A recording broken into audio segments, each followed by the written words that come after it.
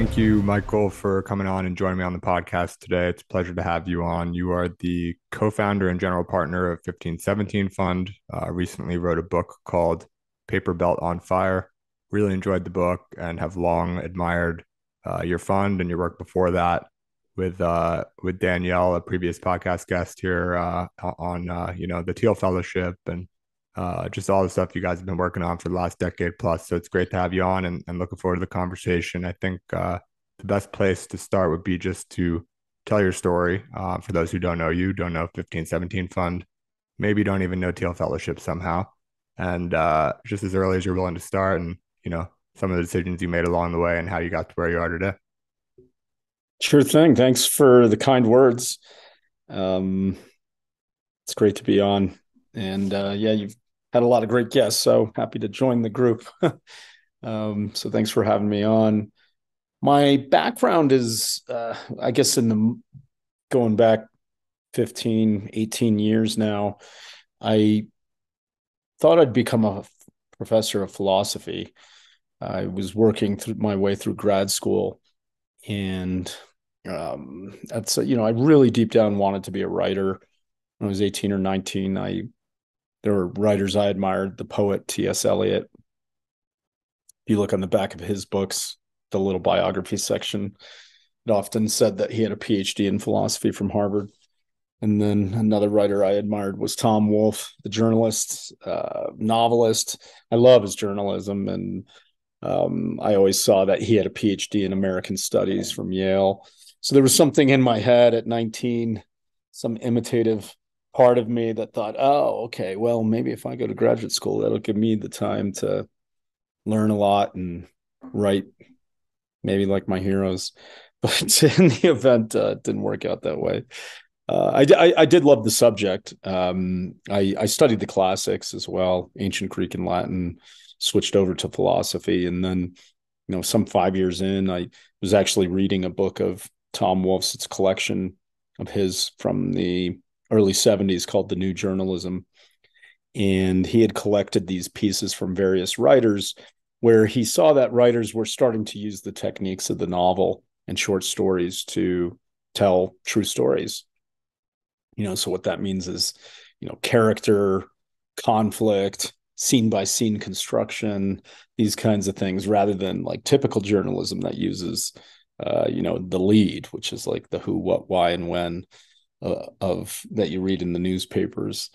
So I was reading that collection in the basement of a bookstore at Oxford University, where I was in grad school, and I just thought to myself, well, hell, I can't be in academia forever, and I'm not sure I want to be a teacher.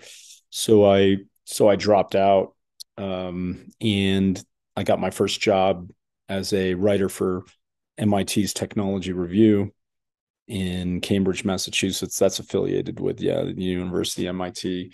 And that was baptism by fire for me into covering science and technology. So that was a long time ago. And, people always ask me, well, how the hell did you end up in venture capital? And it's like, okay, yeah, a series of events that are very unlikely from that point onward, where I came into Peter Thiel's orbit. I interviewed for a job at his hedge fund, and we just got along really well. And he asked me if I'd help him teach a class at Stanford Law School. And so a month later, after that interview, I accepted the job. I was excited. I thought, okay, I could do this for a year. Then I'd go back to my garret in the attic where I was scribbling away, thinking, back to my writing. But I showed up to work the first day on September 27th, 2010. And the night before that, Peter and a couple other colleagues had come up with this idea to pay people to work on things outside of universities. And I arrived at work, and the idea was, the general sense of it was there, but it was still being formed. And we had to go to Peter's house because he was going to announce this program that day at TechCrunch Disrupt. And so we were just on the fly. I was in a car with Peter and Jim O'Neill, and we're talking about, what do we name this thing? How much money do we give? And then later on, Peter's on stage being interviewed by Sarah Lacey of TechCrunch. and he's talking about this program in the present tense, like it already exists. And so that was the Teal Fellowship. So that was launched on my first day of work, and I was pulled into it, having been there, I guess, at the founding moment, and ended up co-running that program for 5 years with Danielle Strackman and some other people, Peter, Jim O'Neill, Jonathan Kane, and others. And yeah, we just saw some amazing things come out of that program. I mean, there are a lot of lists out there, but at the top, I'd put, Vitalik Buterin launched Ethereum 2013, 2014. Dylan Field, we helped him launch Figma way back in 2012. So by 2015, we had seen a lot of, we saw some promising, companies and stuff like the ones I just said and others. And so Danielle and I thought, wow, we could launch a VC fund based on this thesis. We could be making money, not just giving away grants. And so we launched our fund 15, 17. Danielle and I, so I just told you my background and you had her on it as a guest. She's a charter school principal. She founded a charter school in San Diego, educator. And so, if we had just applied for jobs at any VC fund, no one would hire us. The fact that we started our own fund and convinced investors to believe in us, that's what got us going. So yeah, really, Tarzan swinging vine to vine. I'm not sure it really makes sense, but it happened. So we're pretty unusual in being fund managers given our backgrounds. So yeah, I thought I'd tell that story in the book. That's out now, just because I think it's such an interesting business story. We have these unusual backgrounds. We have this strange thesis that we invest in people who don't have college degrees, and we've already returned a great deal of money to our investors, over 200 million to date. And there are lots of companies in our funds that are still growing, so more on the way. And so to me, that's an incredible business story. The establishment doesn't want to hear it, but I found a publisher who was willing to put something out. And to bring it full circle is like I wanted to tell the story in the sense that the New Journalist did. I didn't want to just make a set of policy arguments about higher education. I wanted to really give a behind the scenes first person account. What were the sounds and sights of this decade where we launched this crazy program and worked with some exceptional people. Yeah, it's interesting. First of all, thanks for sharing the story. It's super interesting, start to finish, and hopefully you're not anywhere near finished, but where you are today at least. And I think the book you mentioned, I forget who it was who had talked about writing, uh, you know, new real stories, sort of as if they're fiction or as if one would write fiction. Mm. And I actually sort of remarked to myself while reading your book, this sort of feels like fiction in a way. Not that Right. anything's like outrageously unreal or anything like that, but it's just it read like a real story, and I really enjoyed that because I personally, like, as much as I want to read nonfiction, or I want to read fiction rather all the time, I always end up Mm. picking up a nonfiction just because I feel like I can get more out of it or something. And this was a nice sort of in between where I felt like I was reading fiction, but it was nonfiction. And like you alluded to, the fund 1517, the one that Mm. you and Danielle started, it's done extremely well. I read it was like top 1 or 2%, I think, of all funds in your class in terms of returns. And so that's nothing to scoff at. And a lot of people, I think, don't know that. What Yeah. people do know is about the Teal Fellowship, which, we were talking a little bit before the conversation, but it's just like that's had a little bit more time for, the Vitaliks and the Dylan Fields to come out. Even, Dylan just sold his company, I think, within the last year. Ethereum has Mm-hmm. been on the map a little longer than that, but these very early stage venture bets, especially when you're investing in kids who are, around 20 flat, if they're dropping out of college or not yet in college or whatever it might be, it takes some time for these stories to become success stories. So really excited to see what comes 15, 17, in addition to what's already come. And it's just awesome to sort of see what you and Danielle are doing, very untraditional backgrounds, like you said. And I think there's a lot to learn from it. So excited, to dig into some of that today. But I want to start by going back a Sure. little bit. You mentioned, you've always wanted to be a writer. Did you dabble in anything serious prior to your recent book? So even when I was in college and grad school, I would intern wherever I could. I interned at local newspapers. I uh, I worked at the Atlantic Monthly way back when it was in Boston. So I had some experience in the world of, you know, magazine and news writing. Um, but when I left grad school and I worked as a journalist for about 2 years, I switched from being full time to freelancing, and I did that because I realized, the idea was that I'd work in journalism and cut the fat off my prose, and then that would prepare me for the main event, which would be a novel or maybe some work in nonfiction. And I just found like the day-to-day job just didn't give me enough time to really feel like I was in a place to do that. So I started working freelance, and then I I have a brother who lives in LA, and I was thinking, okay, there's a lot going on in LA now with television and so on. And so I spent some time actually writing scripts, and nothing was ever made. I was always trying to break onto, some um, show, or, I'd take any job I could, but nothing was ever made that I ever wrote. And but I'm still proud of some of the scripts that I put together for my portfolio.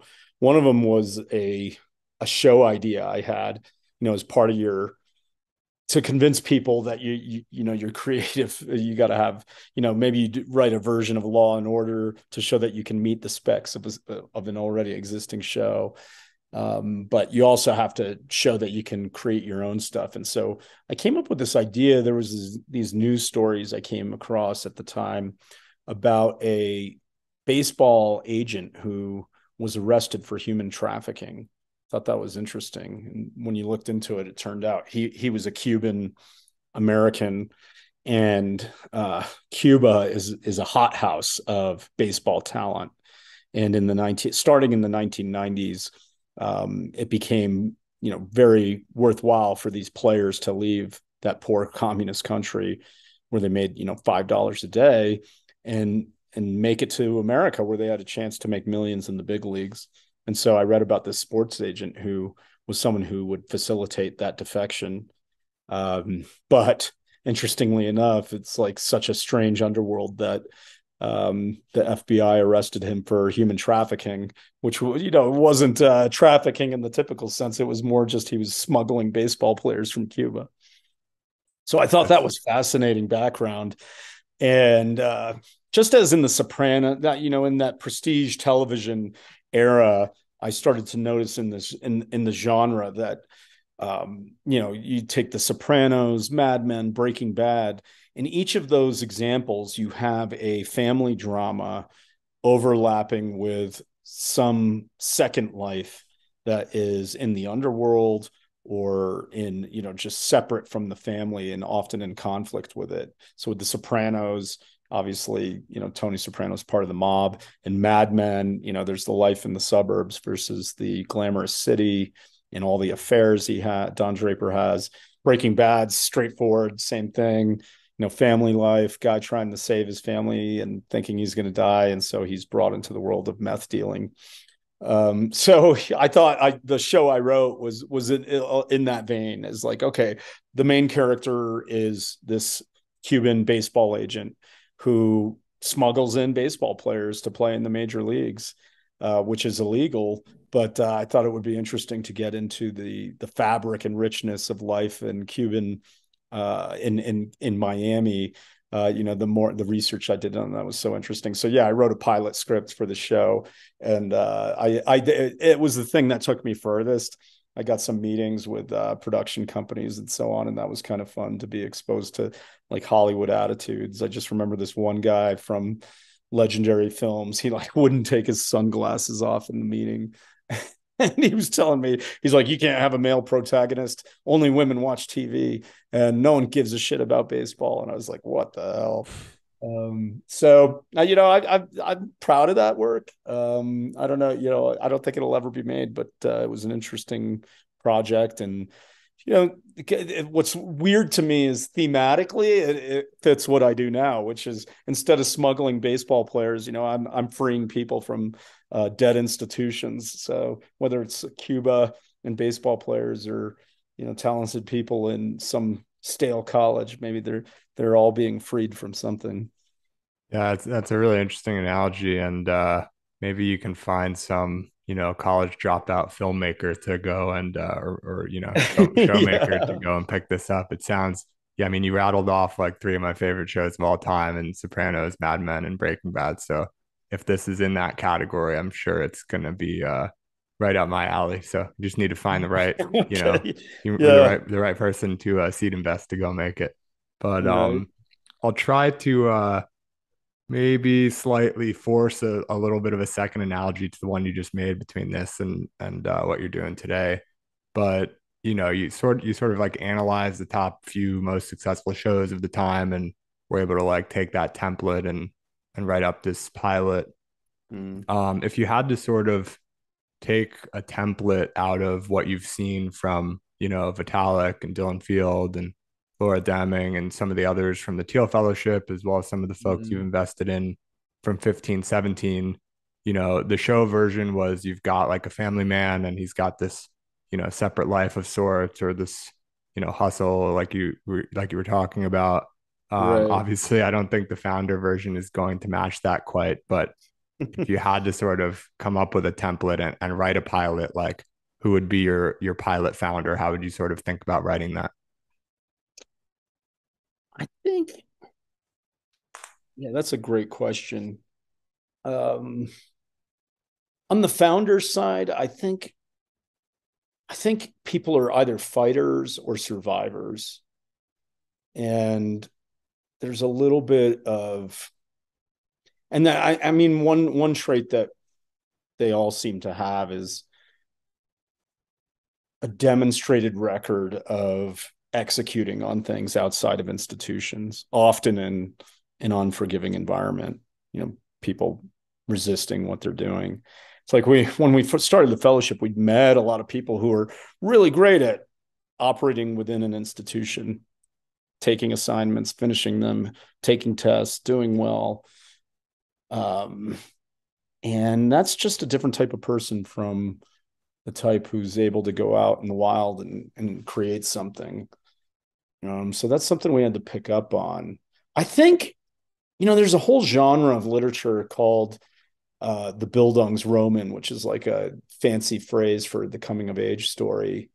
And a subset of that is like, it's called the Künstlerroman, which is, yeah, these are German phrases. So that's like the coming of age story about an artist. So famously, there's like James Joyce's portrait of the artist as a young man. Um, and there are lots of these stories about the coming of age of an artist, but it's pretty rare to find one in the history of literature about the coming of age of a entrepreneur or a scientist even.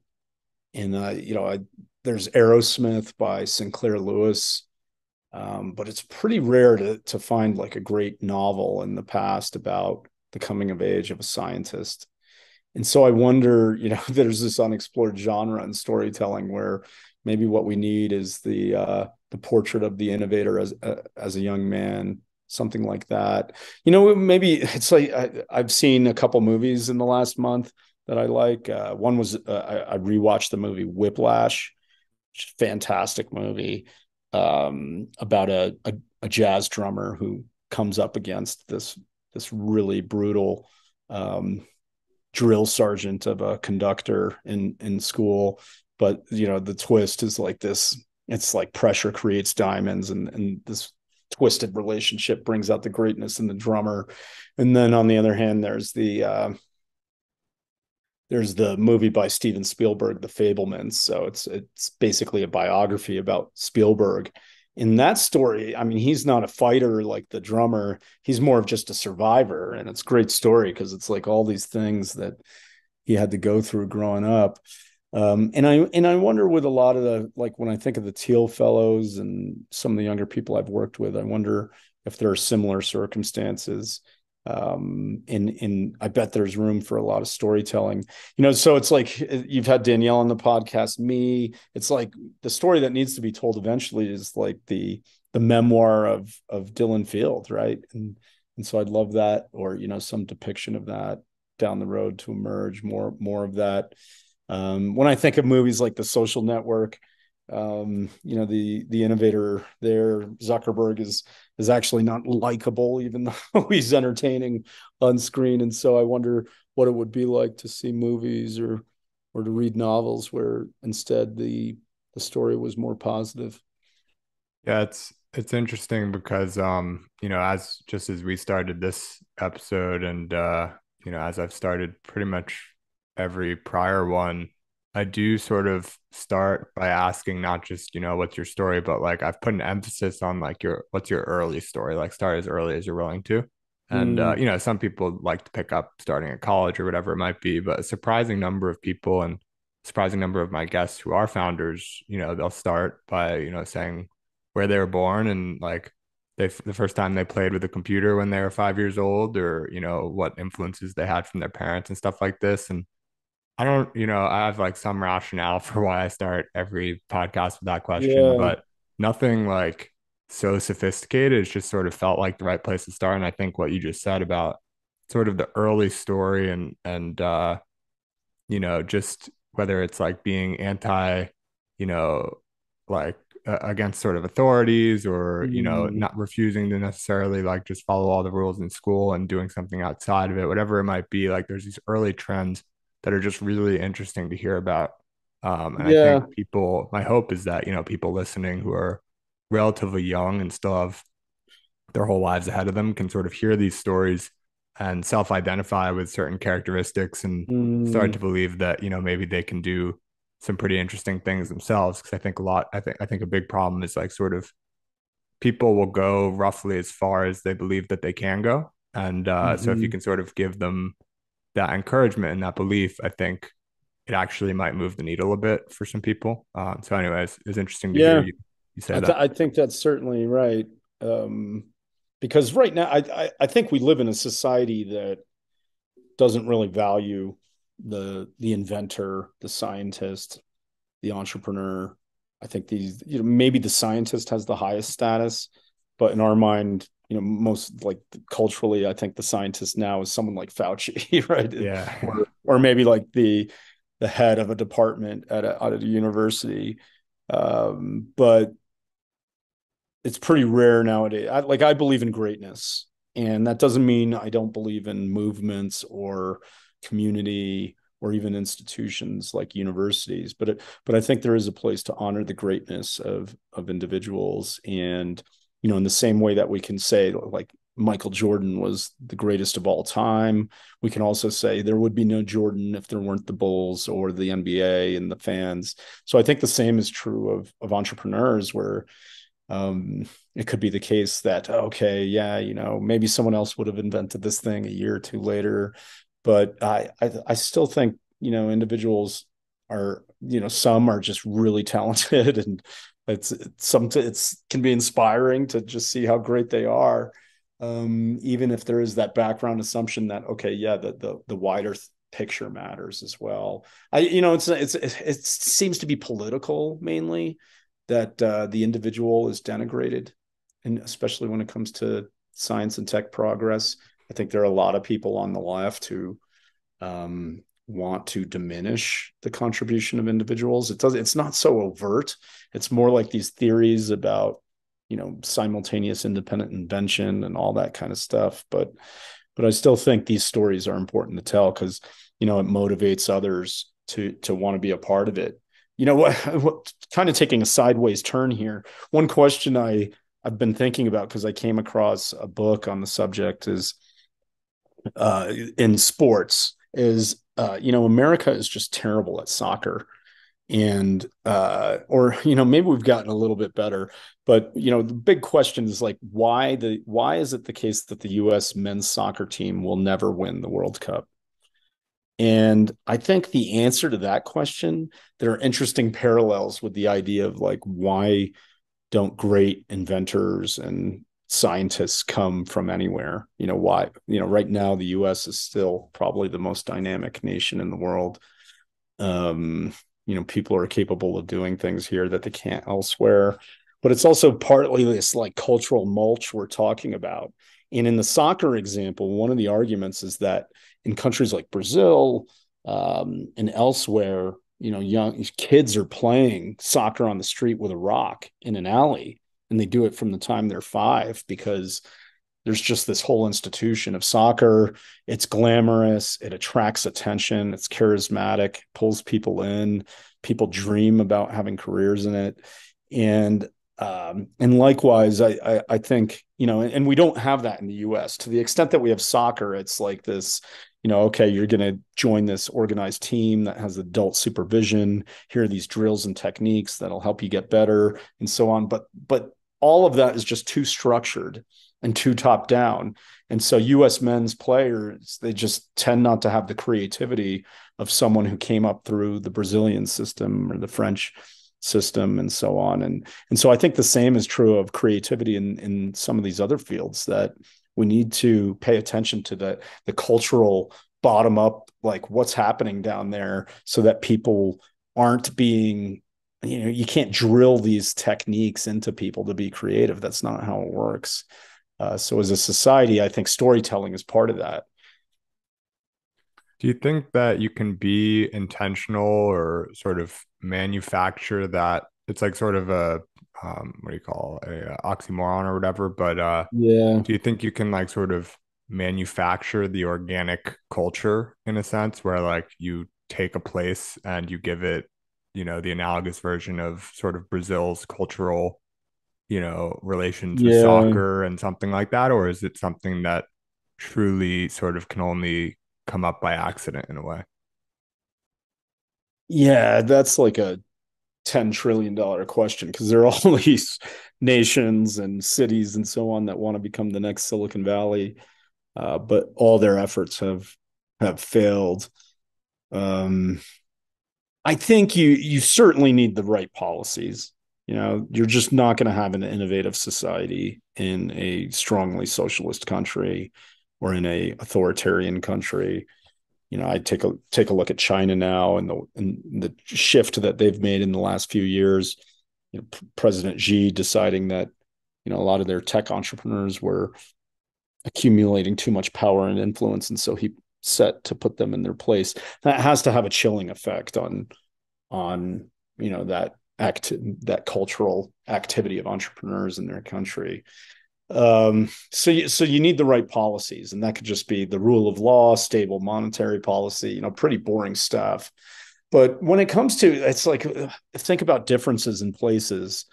Some historians have argued that maybe it would have been better if the United States hadn't had its revolution and seceded from the British Empire.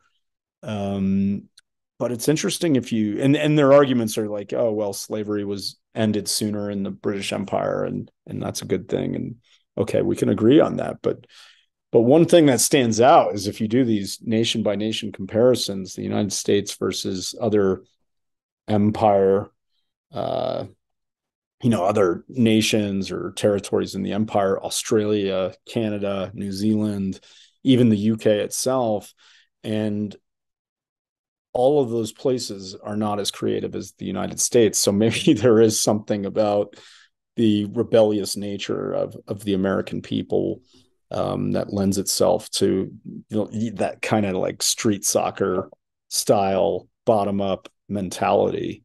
Whether it's in science or the arts, I don't know, but like America certainly has its share of contrarian rebels and so on. But that's not in every area, and not like you could go in different areas of the arts or whatever. I'm not saying the US is the best at everything, but it is interesting that it's been so dynamic compared to some of those similar oriented nations. So yeah, it's tough to, I don't know how you would recreate that, to be honest. Maybe the best way would be like these charter city ideas, where if you take a you got to start from zero. So it's like, okay, we're just starting a new city. And then the people who move there by nature, just because they're the types of people who would move to a new city in a weird place, might be, have that general attitude as well. I'm speculating here though. Yeah, I'll like speculate a little further because I think it's interesting actually. I just sort of from your answer, if I were to pull like a couple of main themes, it's like on the one hand, you need policy that at the very least is somewhat accommodating. It can't be like you can't fail on account of policy because well, you can fail on account of policy, and because you can, like the policies need to be at least good enough that they Mm. sort of allow for entrepreneurship and building big companies and things like this. So that's sort of one thing, like friendly-ish policy and perhaps even policy that serves as a plus. And then secondarily, if you can sort of set the stage in a way that attracts, taking the US as an example, people who tend to be more adventurous, more risk-taking, more, the types of people who are going to go towards the frontier and leave to seek Yeah. something better. If you can create a place like that and start to attract those types of people, it might take, a couple of generations for the place to sort of Mm. get its feet and things like this. But, the kids of the people who take the chance to go to this new place might end up being like the next great generation of entrepreneurs Yeah. or something like that. I Um, think that's a great description of the theory that I would hold. It's got to be something like that. yeah. Whereas like the opposite would be to like take some random city right now, Charlotte, North Carolina, and just say, okay, we'll change some policy tweaks here and there, and then suddenly expect, this, creativity to flourish. I think that's probably misguided. Yeah. Yeah. It's interesting. I think, there is something to be said for like it's sort of deep enough characteristically for these certain types of founders going back to their childhood, like you said. And there's like something different Mhm. enough about these types of people who go to be great entrepreneurs or scientists or artists or Yeah. whatever it might be that it sort of like is in the blood. And obviously there's some aspects of their development and circumstance and luck and all of these things that contribute as well. But you sort of need everything, or at least a few of those things. Right. Um, Yeah, it's pretty grandiose, but I wanted my book to be a meditation on creativity because creativity is still such a mystery at every single level, telescoping out. So we talked about creative individuals, creative societies. Um, yeah, so in the book, it's like I certainly wanted to, there's a chapter where I go through some of those character traits that I think a lot of great founders have. Certainly doesn't guarantee success, and it's family resemblance, but it's our best attempt at that. But then, for instance, I lived in San Francisco for 10 years, and that could have been the next Athens of a renaissance. And instead, over the 10 years, I saw the city destroyed by bad policy. So it's like these creative clusters. Silicon Valley is a very rare and precious thing. As we've discussed, we don't know how to generate them at will. So when they do exist, we should do our best not to destroy them. And it saddens me that, that was pretty much done over the last 10 years. And then we can think about nations, either compared with each other or even just the same nation compared with itself over time. And, I think it's pretty fair to say that, as dynamic as the United States is now, maybe in previous eras, it was even more creative, just because the rate of progress was faster. So I think, it's like I obviously did not provide the answers to what makes these different things creative, but I wanted to offer my reflection on it. And at the individual level, I love that these childhoods of people. One thing that from Peter Thiel that stood out, through his understanding of Rene Girard, the French literary theorist, anthropologist, was, this quality that Girard looked for in scapegoats through world mythology. So the scapegoat is, chosen by the crowd because they're looking to bring back order during a social crisis. And Girard, noticed that a lot of these scapegoats had this insider outsider quality polarity, where on the one hand they're not so strange and foreign that they're could not have possibly caused the social crisis at hand, but then on the other hand neither are they so close to the inner circle, let's say, that they are too protected, in the court of the king or whatever.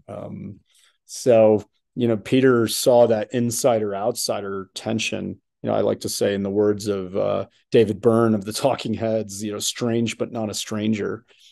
And we saw that in a lot of people we've worked with. I think a great example is just an immigrant to the United States, where, on the one hand, they're United States citizens, but on the other, they're different, and they see things differently because they're, from somewhere else, and maybe they have more to prove, or who knows what. But, the track record of immigrants in Silicon Valley is pretty extraordinary. And so in my book, I wanted to talk about my own childhood, where I saw it through that framework of insider outsider, where, I grew up, and I believe, one person was my dad. And when I was about 20, I learned that, I had a different biological father, and he had passed away when I was younger, about 18 months old. And so I had grown up, as part of my family. I was an insider, but I was also an outsider by intuition, because I looked different. My temperament was different from my siblings. So I thought it was fair, if I was going to talk about that and the way I saw it in Teal Fellows and Founders, I thought I'd try to do a self-portrait as well. And especially because I think we're doing something different. So, it's like, okay, I'm thinking about what motivates people to see things or try different, things outside the norm. And I think that insider outsider characteristic is part of it. Yeah, that's a good frame, and the beginning of your book was certainly interesting. This beginning of your own personal story with the I'll leave some suspense for the listeners who want to go read it, but there's a interview for the CIA at some point, and Yes. some pretty interesting twists that I guess lent themselves to me feeling like I was reading a bit of fiction, especially at the Yeah, it's beginning. pretty far out there. Yeah. So I think, we've got like maybe 10, 15 minutes left. And one really interesting thing, obviously I don't know if it's obvious, but I'm very interested in sort of how to not only, create cultures of greatness and lend themselves to entrepreneurs and great new things Mm, and things like this, but how as someone in your position, venture capitalist, formerly, Teal Fellowship, which was nonprofit, but substantially similar sort of job descriptions, I would say, and just identifying talent, which we've talked about in a number of ways, but mm, I'm curious from sort of a more practical perspective if I can sort of split the process into a few different chapters, or segments or whatever you might call it, stages. There's like, first of all, you have to attract the great entrepreneurs to be interested in whatever it is you're doing, whether it's the Teal Fellowship or mm. taking an investment from 1517, whatever it might be. So there's like the attraction sort of segment, and then there's the identification. I think with Teal Fellowship at a certain time, you guys had on the order of like 10,000 applications that you sifted into, maybe 100, and then even less for the people actually got through. I think 100 was just for like the onsite or something like that, like on that Yeah. order. And then so that's like sort of attraction, identification, and then once they're in, whether it's in the Teal Fellowship or an investment of your fund, you have to at the least not screw them up, and at the most be so pivotal to their development that you actually serve a large function in sort of making them great, somewhere in between there. And all of those you sort of need to nail, because you can get, Yeah. Vitalik as one of 10,000, but if you miss him, you miss him. Or if you get him and then put him through some process that's, maybe something like Mm. college or whatever, maybe he doesn't go on to start that, Ethereum, or pick another example, same type of thing. So I don't know which one of those is sort of more interesting for you to focus on, or you can sort of high level all three of them, but Yeah, to the extent that you're willing to share sort of insights that you came across in any of those three segments of the process, I'd be super interested to hear. for sure.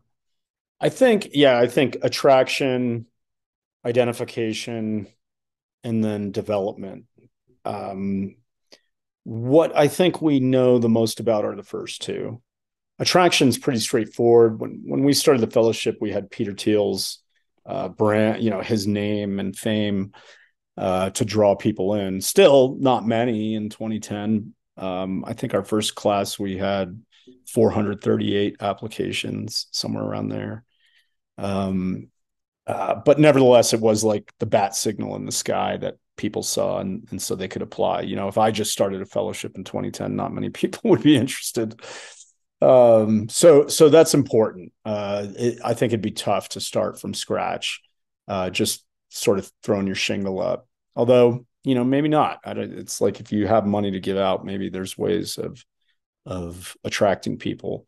Um, but it was our main concern, is like, how do we make sure that there's no one out there who fits the mold of someone who would become a Teal Fellow, but somehow didn't hear about us and just did it on their own.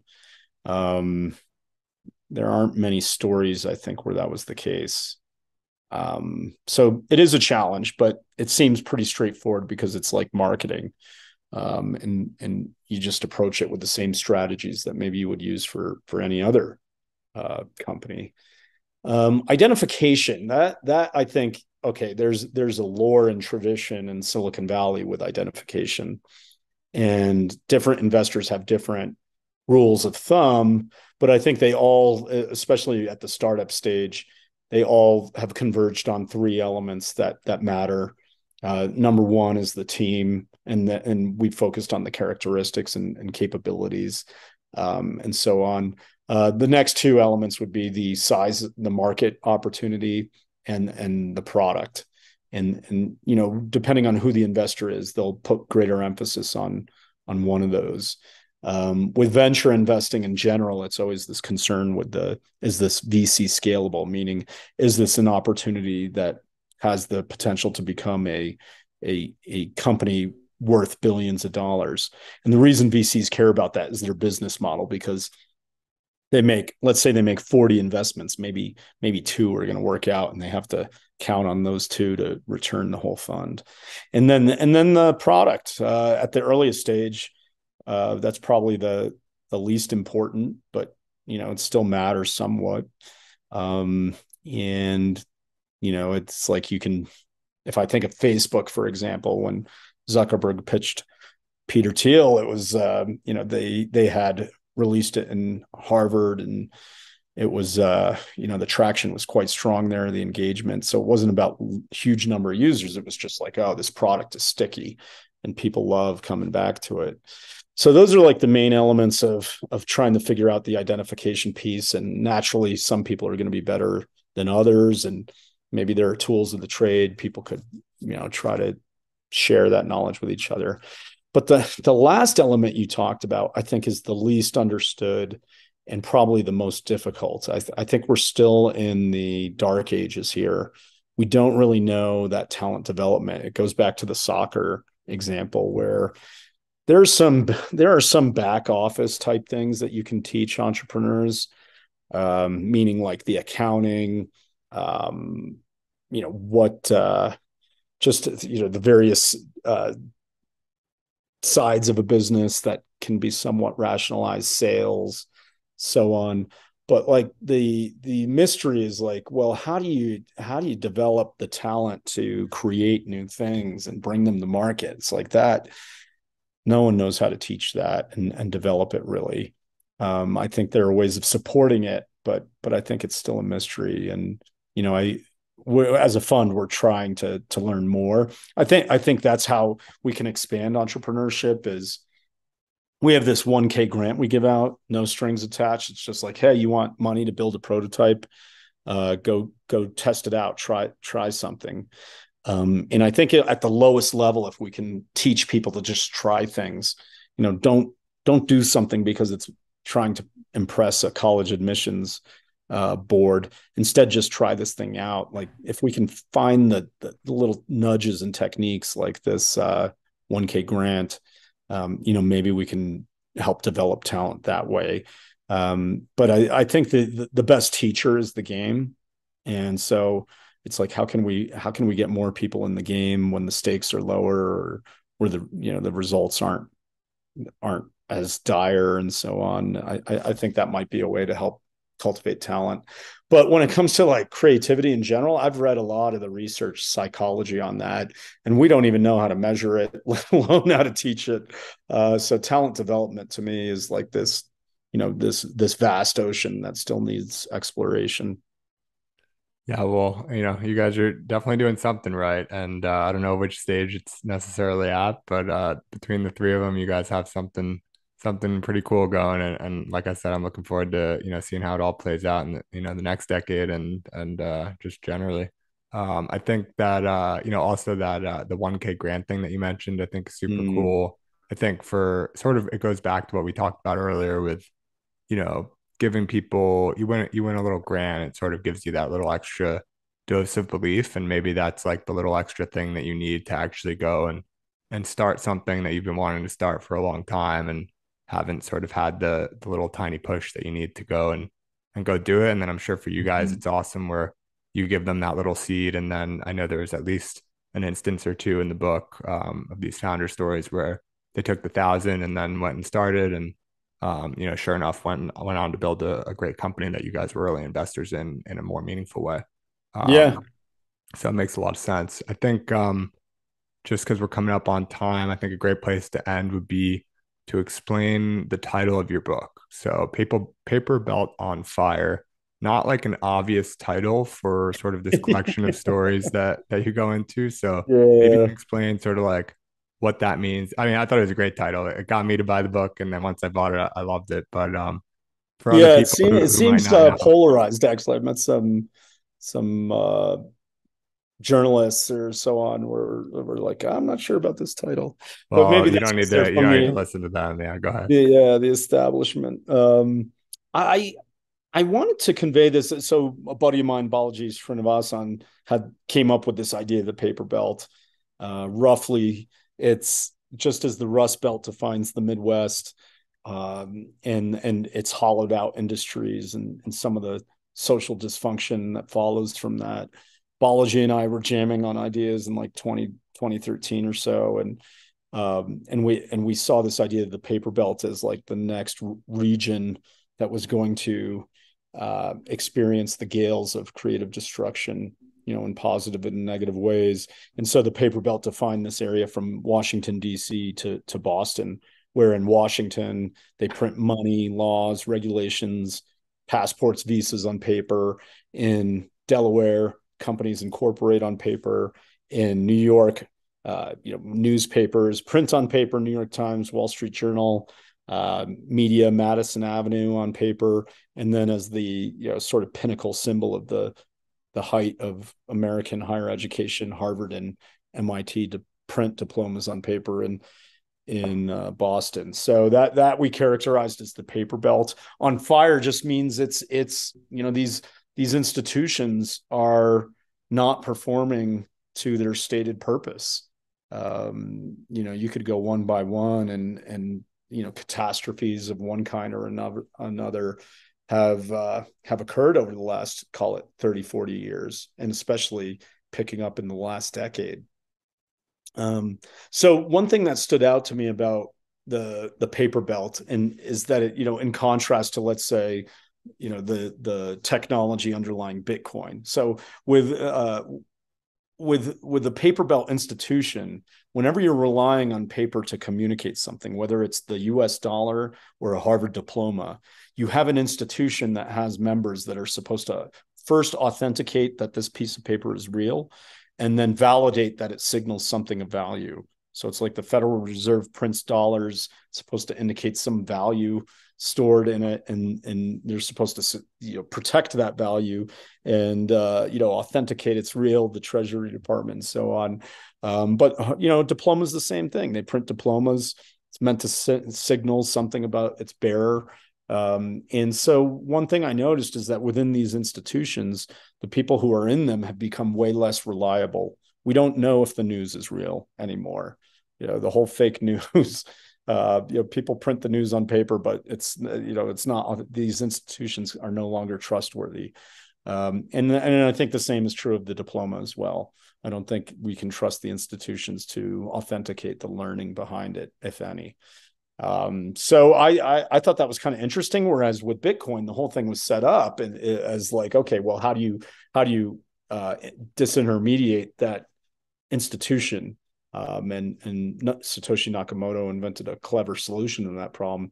Now, I don't think it's necessarily the answer in each of these other cases, but I do think it illuminates these weaknesses when insiders either become corrupt or just don't perform up to their stated mission, or what causes institutional decay is good question, but it does seem to be the trend of our time. And so I wanted to name the book that because as a fund we're fighting against one institution. We've touched on others with Ethereum, and so I thought it'd be fun to name the book that. Yeah, I was gonna say, you guys are certainly putting your money where your mouth is with this, with the betting on dropouts and sort of, I think I read somewhere shorting higher education. So that's Yes. one of the core pieces of the paper belt. And like you said, supporting Ethereum. I didn't really think about that, but that's taking another angle, and sure enough, you guys will be lighting the whole thing on fire, I bet. So um Hope so. yeah, so awesome conversation. I want to leave people with somewhere to go and something to do after this. So, where can people go, find and read your book, and entrepreneurs who might be listening, or, aspiring entrepreneurs, how do they get involved, get their pitch over to 1517? Where can people go and find you and follow up? So anyone can go to our website. We have a form submission. That's pretty quick and easy to fill out. It's the best way to get in touch with us. We pretty much answer all the ones we receive. So that's a good place to just reach out if you're interested in that 1K grant or even pitching us on a startup. We're also on Twitter. I'm I was a tech journalist when Twitter launched, and so I thought it was like a platform for haiku. So my handle has been the poet William Blake. But you can find Danielle and some of our other team members on Twitter. And my book, yeah, Paper Belt on Fire, on sale at your local bookstore or through Amazon. There's also Kindle and Audible. So I've heard the actor who reads the book is pretty good. So I encourage people to check it out. Awesome. Well, thanks again, Mike, for taking the time. It was an awesome conversation, and really appreciate it. All right, Jake. Be well.